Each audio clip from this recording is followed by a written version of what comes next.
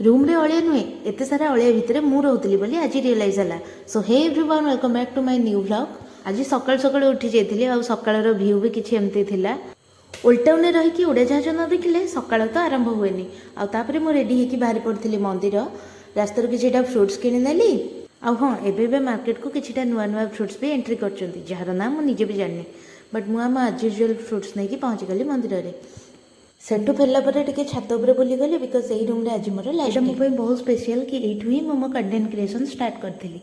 Weather डिमाट्रे किसी reel suit कली से बेले माड़ी आसला कलाहांडिया मेघ आउ ए भ्यूटा जस्ट वाओ।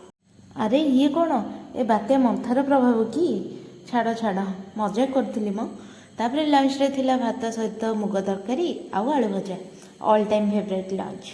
बेसी किसी बन नी बिकज मत काली रूम शिफ्ट करा पड़ो आ जल्दी खियापिया कर पैकिंग फैकिंग स्टार्ट कर जिनिस अलियार रेसीओ एत अधिक था कि मुझे कन्फ्यूज हो गली अलिया पैक करी ना जिनिस।